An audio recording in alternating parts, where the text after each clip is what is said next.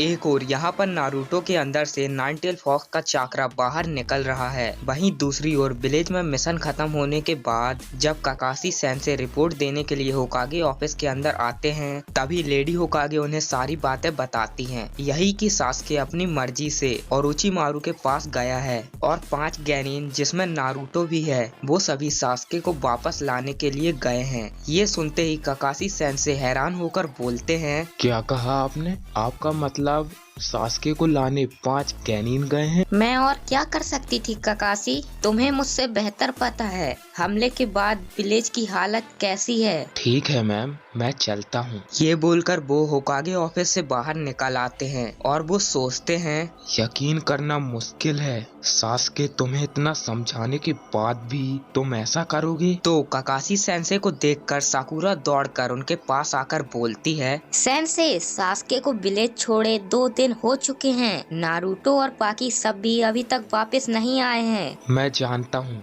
और मुझे अब रफ्तार बढ़ानी पड़ेगी उन तक पहुँचने के लिए। सेंसे, मुझे नारुतो पर यकीन है, पर अगर दोनों के साथ कुछ गलत हुआ तो? मैं आ गया हूँ ना, तुम चिंता मत करो और सब कुछ मुझ पे छोड़ दो। काकाशी सेंसे ये बोलकर विलेज के मेन गेट के पास पहुंचते हैं और फिर हैंड साइन बनाकर समनिंग जुस्सु करते हैं। उनके इस जुस्सु से 8 अलग अलग ब्रीड के डॉग समन होते हैं जिसमें पाकू भी है। फिर उन 8 को सेंसे बोलते हैं, तुम सभी का काम है नारुतो और सास्के को ढूंढना, इसीलिए पूरे जंगल में फैल जाओ। क्या तुमने अभी कहा सास्के और नारुतो?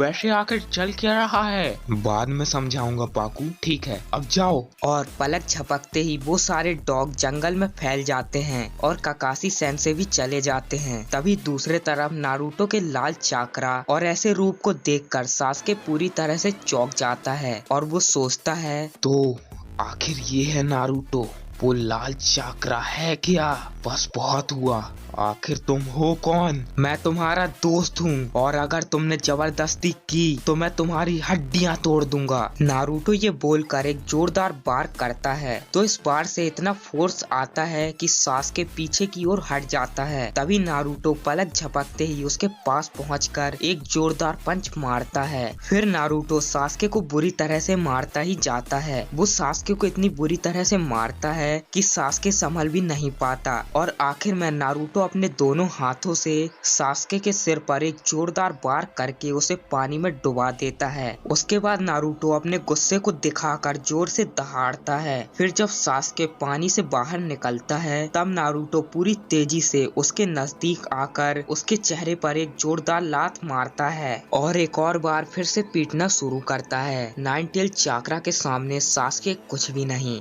लेकिन वो अपनी पूरी ताकत लगाकर एक बड़ा सा फायरबॉल उस पर छोड़ता है। इतने बड़े फायरबॉल के बाद भी नारुतो उस पर सीधा कूदकर फिर से सास्के को पानी के अंदर भेज देता है। तो जब सास्के बड़ी मुश्किल से पानी से बाहर आता है तब नारुतो जोर से सास्के को घुमाकर उस पत्थर के पास फेंक देता है। इतना सब कुछ होने के बाद नारुतो थोड़ा शांत होकर सास्के को बोलता है, बहुत हो गया सास्के, अपनी आंखें खोलो और चलो मेरे साथ। तुम कभी नहीं समझ पाओगे, शुरुआत से तुम्हारे पास कोई परिवार नहीं था, तुम हमेशा से अकेले थे, लेकिन मैं नहीं था, मेरे पास वो सब कुछ था और अब उन सबको खोने के बाद मुझे कैसा महसूस हो रहा है तुम कभी नहीं समझ पाओगे। सास्के ये बोलकर नारुतो को पकड़ के पानी में गिरता है पर दोनों लकड़ी के ऊपर खड़े होकर अपने आप को संभाल लेते हैं। तो सास्के से ये सब सुनकर नारुतो उसे बोलता है, तुमने सही कहा, माता पिता को खोने के बाद कैसा लगता है मैं ये कभी नहीं समझ सकता, पर क्या तुम जानते हो सास्के, मेरे लिए तुम किसी भाई से कम नहीं, इसीलिए मैं तुम्हें ओरोचिमारू के पास जाने नहीं दूंगा। जब सास्के नारुतो से ये सारी बातें सुनता है तब वो अपना हेडबैंड आखिरकार पहन लेता है। माफ करना,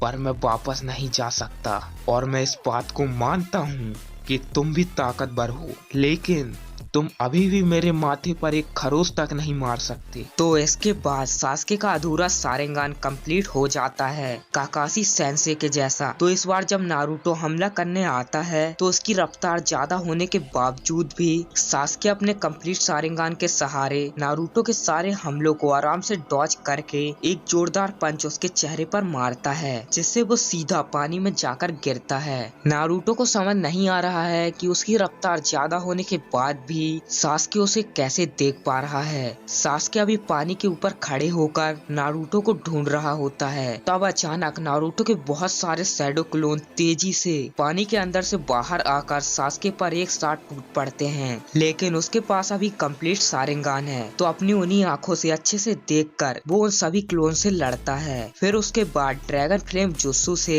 सास्के नारुतो और उसके सारे क्लोन्स को जला डालता है पूरी तरह से, सिवाय असली नारुतो को छोड़कर, क्योंकि उस पर आग का असर नहीं होता। तभी सास्के नारुतो को जान से मारने के लिए उसे उल्टा करके पहाड़ से सीधा नीचे गिराता है। उससे नारुतो का सर जोर से जमीन से टकराता है और फिर वो पानी में गिर जाता है। सास्के का ये हमला इतना घातक था कि उसे लगता है नारुतो इस बार पक्का मर गया, लेकिन ऐसे कैसे। सास्के देखता है कि नारुतो जो अभी मुर्दों की तरह पानी में बह रहा है, उसके अंदर से एक और बार लाल चाकरा बाहर निकलता है। ये देखकर सास्के आश्चर्य होकर बोलता है, आखिर ये है क्या? वैसे सास्के को अजीब इसलिए लग रहा है क्योंकि जो चीज नारुतो के अंदर से निकल रहा है वो चाकरा नहीं बल्कि प्योर ऑरा है। उसके बाद नारुतो दोबारा से खड़े होकर सास्के के चेहरे पर जोरदार पंच मारता है, जिससे वो उड़कर दूर जाकर गिरता है। नारुतो का वो पंच इतना जबरदस्त था कि इसी वजह से सास्के गिरने के बाद दर्द से तड़पता है।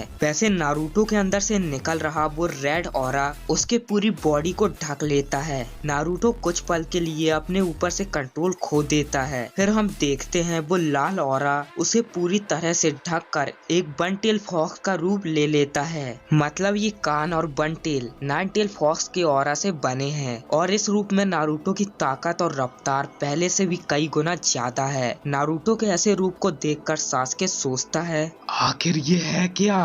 नहीं, अगर मैं उसके पास गया तो वो मुझे खत्म कर देगा, इसीलिए जब तक मैं उससे दूर हूँ मुझे कुछ नहीं होगा। ये सोचने के बाद सास्के दूर से ही एक फायरबॉल नारुतो पर छोड़ता है, पर नारुतो अपनी पूरी रफ्तार के साथ उस बड़े फायरबॉल के अंदर घुसकर एक बड़ा धमाका करवाता है। तभी सास्के देखता है उस लाल ऑरा की वजह से उसे एक खरोच तक नहीं आई। मतलब एक तरह से वो ऑरा पूरे बॉडी को हमले से बचाता है। वैसे अभी नारुतो सास्के से बहुत दूर मौजूद है, पर उसके बावजूद भी नारुतो बस अपना हाथ सास्के की ओर करता है। तब उसका लाल ऑरा पूरी तेजी से सास्के की तरफ आकर उसको पकड़ने की कोशिश करता है, इसीलिए वो डर के कारण उससे बहुत दूर नदी के किनारे पहुंच जाता है। पर तभी वो देखता है नारुतो का वो ऑरा से बना हाथ विशालकाय रूप लेकर सास्के की तरफ बढ़ता है और वो अपनी जान बचाकर उससे दूर भागता है। सास्के पूरी तरह से समझ चुका है वो नारुतो को अपने कंप्लीट शारिंगान की मदद से भी नहीं मार सकता, इसीलिए वो अपने कर्स मार को अपनी पूरी बॉडी में फैला देता है। तभी नारुतो का वो हाथ सास्के को फाइनली पकड़ ही लेता है और उसके बाद नारुतो उस हाथ को जोर से खींचता है। तो जब सास्के तेजी से उसकी तरफ आता है तब नारुतो उसे जोरदार पंच मारता है, जिससे सास्के दूर एक पत्थर से टकराता है। वैसे इतना सब कुछ होने के बाद भी सास्के ने अभी तक हार नहीं मानी। तभी सास्के बोलता है, ऐसा लगता है कि मेरे पास दूसरा कोई रास्ता नहीं। इस निशान की ताकत को अगर मैं और भी ज्यादा बढ़ाऊंगा तो मैं सच में नहीं जानता आखिर में क्या होगा, लेकिन तुम्हारे खातिर मैं ये भी करने के लिए तैयार हूँ नारुतो। सास्के ये बोलकर अपने कर्स मार को दूसरे स्टेज में ले जाता है और ये करने के बाद वो पूरी तरह से बदलकर एक राक्षस जैसा दिखता है। नारुतो उसे देखकर वो पूरी तरह से चौंक जाता है। तभी सास्के फिर से बोलता है, इसमें कोई शक नहीं कि तुम खास हो, लेकिन तुम इतना भी खास नहीं हो जितना मैं हूँ नारुतो। तुम उतना खास नहीं रहोगे जब मैं तुम्हें खत्म कर दूंगा। नारुतो ये बोलकर वो सास्के के ऊपर हमला करके उसे स्टैचू के पैरों के पास ले जाता है। वहाँ धूल हटने के बाद नारुतो देखता है सास्के की पीठ से एक अजीब हथेली जैसा पंख निकला हुआ है और वो पंख नारुतो पर जोर से वार करता है, जिससे वो दूसरे स्टैचू के पास जाकर गिरता है। लेकिन नारुतो खुद को थोड़ा संभालने के बाद वो देखता है कि सास्के की पीठ से दो हथेली जैसे पंख निकले हुए हैं। ये देखकर नारुतो बोलता है, सास्के तुम तो एक राक्षस बन गए हो। जरा इस जगह को ध्यान से देखो। जानते हो इस जगह का नाम क्या है? The final valley. ये जगह हमारी लड़ाई के लिए परफेक्ट है, लेकिन अब इसे खत्म करने का समय आ गया है नारुतो। ये बोलने के बाद सास्के हैंड साइन बनाकर अपने हाथ में चिदोरी लाता है। ये वाली चिदोरी उसके पिछले वाली चिदोरी से भी ज्यादा खतरनाक है। तो उसे देखकर नारुतो बिना किसी क्लोन के सहारे सिर्फ अपने नाइनटेल फॉक्स की चाकरा की मदद से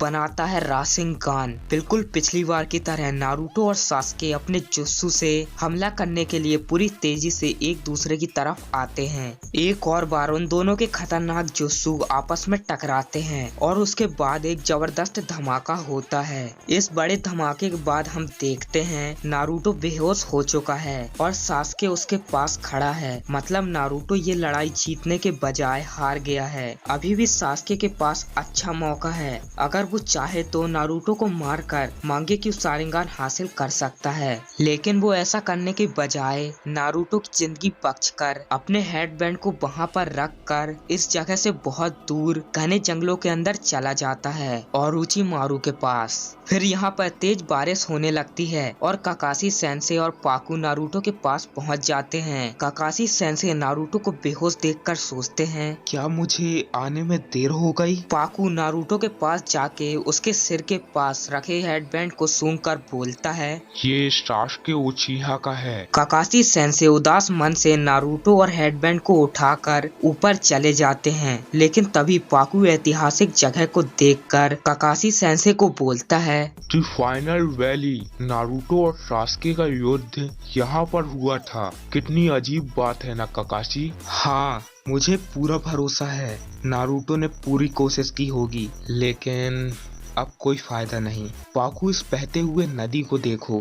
ये नदी कभी न खत्म होने वाली इस लड़ाई को दर्शाती है। नारुतो और सास्के ये दोनों जब तक जिएंगे इन दोनों की लड़ाई तब तक जारी रहेगी। कुछ घंटों बाद बारिश होना बंद हो जाती है, इसीलिए काकाशी और पाकू नारुतो को लेकर हिडन लीफ विलेज वापस चले जाते हैं। पर उनके जाने के बाद वहाँ से एक बहुत ही अजीब चीज बाहर निकलती है, जिसने आकाशुकी के कपड़े पहन रखे हैं। जब ये चीज खुलती है तब उसके अंदर एक अजीब इंसान दिखता है जिसका नाम है ब्लैक जेत्सु।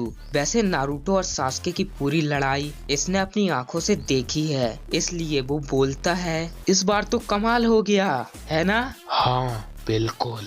तो दोस्तों अगर आपको ये वीडियो पसंद आया हो तो वीडियो को लाइक कर देना और आपको इस वीडियो का कौन सा पार्ट अच्छा लगा कमेंट करके जरूर से बता देना। और अगर आप इस चैनल पर नए हो तो दबा के सब्सक्राइब कर देना। बस कैसे भी करना, सब्सक्राइब हो जाना चाहिए। तो मिलते हैं एक हफ्ते बाद नेक्स्ट वीडियो में, तब तक के लिए टाटा गुड बाय।